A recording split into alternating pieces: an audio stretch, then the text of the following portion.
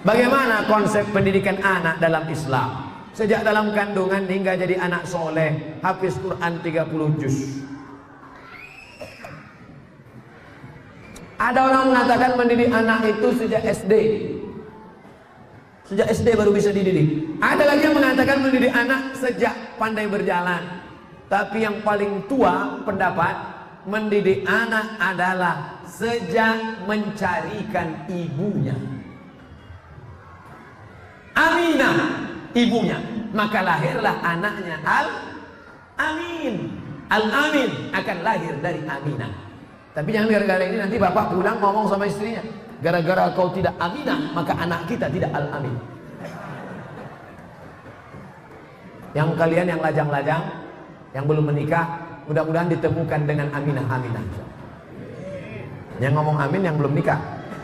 Ini anak udah 2, amin. Gak tahu dia istrinya nengok dari atas. Awas. Bapak Ibu yang dimuliakan Allah, cari istri solehah. Dia nanti akan mendidik anak-anak kita. Kita pergi petang, pergi pagi, pulang petang, perasningan, banting tulang. Kita pergi pagi, anak belum bangun tidur. Kita pulang malam, anak sudah tidur. Kita jarang pulang. Nama Toib. Siapa yang mendidik anak-anak kita? Nih mereka. Didik istri solehah. Istri solehah saat mengandung anak dibacakannya Al-Quran. Bismillahirrahmanirrahim. Amma yatasaalun 'anil naba'il 'azim alladzi hum fihi mukhtalifun. Kalla saya'lamun. Masya Allah, 3 kali ganti. Macam penerbangan juga. Istrinya solehah. Istri solehah tadi waktu hamil banyak-banyak baca ayat. Saya yakin dan percaya ini dulu pasti ibunya waktu dalam kandungan banyak-banyak sholawat. Pasti anak-anak ini yang datang mendengar pengajian ini, pasti ibunya waktu hamil dulu baca ayat. Karena kalau dia tak baca ayat, pasti anaknya lompat-lompat. Karena maknya nyanyi kucing garong yang racun. Bapak Ibu yang dimuliakan Allah. Setelah itu anak tadi disusukan. Sekarang banyak anak-anak meluk kaleng. Susu sama kaleng. Susukan sama ibunya. Setelah itu kemudian dimasukkan sekolah agama. Bawa pengajian. Kemarin saya pergi ke hotel. Kebetulan di hotel itu tinggal anak MTQ dari Kabupaten Bengkalis, Riau. Umur 8 tahun. Hafal Quran 30 juz. 8 tahun, cari di internet, namanya An-Nisa Zahra dari Riau. Saya tanya kakeknya, kek, ini gimana dia bisa hafal Quran umur 8 tahun? Sejak kecil di kamarnya non-stop 24 jam MP3 Al-Quran.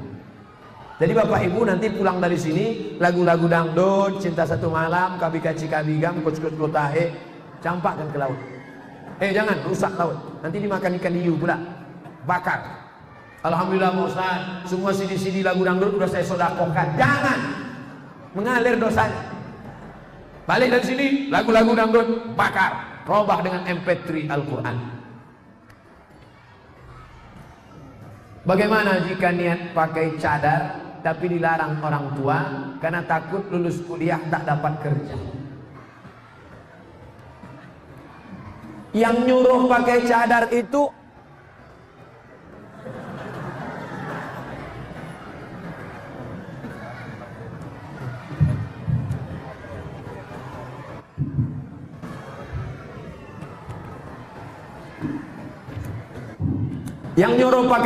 itu Allah apa Ustaz?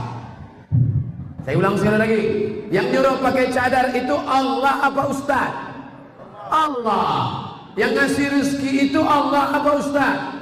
Allah. Kenapa takut pada kerja? Padahal yang ngasih rezeki Allah, yang nyuruh pakai cadar Allah. Ikhtilaf antara wajib tak wajib. Saya tak mempermasalahkan. Yang sudah pakai cadar bagus.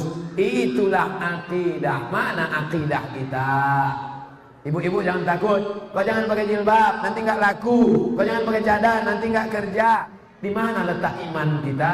Di mana letak keyakinan kita? bukan satu pintu rezeki yang diberikan Allah. Ibu-ibu yang punya anak gadis, mau dia pakai cadar, alhamdulillah, jangan takut rezeki. Ya Razzaq, wahai Engkau Maha Pemberi rezeki. Wa ma min dabbatin fil ardh, tidak ada satu binatang yang melata di atas muka bumi melainkan Allah yang memberikan rezekinya. Cicak itu melata, tak bisa dia ke darat, cicak di dinding-dinding, tapi makanannya luar biasa. Cicak itu makanannya bukan tanggung-tanggung, helikopter dia makan. Allah menjamin rezeki. Kenapa takut? Bagaimana hukumnya kita mendoakan orang tua yang sudah meninggal dunia, tapi kita berbeda keyakinan? Apakah adanya diijabah atau tidak? Yang berbeda agama ada dua doa. Doa ketika masih hidup, Allahumma hdi qaumi fa innahum la ya'lamun. Berikan hidayah. Berikan hidayah kepada bapakku, berikan hidayah kepada ibuku, berikan hidayah kepada kakekku. Doa itu dia panjatkan Nabi untuk umatnya. Adapun yang sudah meninggal dunia, serahkan dia kepada Allah. Ayahku ini hambamu, kakekku ini hambamu, ibuku ini hambamu, maka kuserahkan dia kepada Engkau ya Allah. Itu doa Nabi Isa. In tu'adzibhum fa innahum ibaduk. Kalau kau azab, maka mereka itu hambamu ya Allah. Kalau kau ampunkan, mereka itu hambamu ya Allah. Kalau kau azab, mereka itu juga hambamu ya Allah. Itu yang bisa kita ucapkan. Serahkan kepada Allah Subhanahu wa ta'ala. مولاي صل وسلم دائما أبدا على حبيبك خير الخلق كلهم. مولاي صل وسلم دائما أبدا على حبيبك خير الخلق كلهم.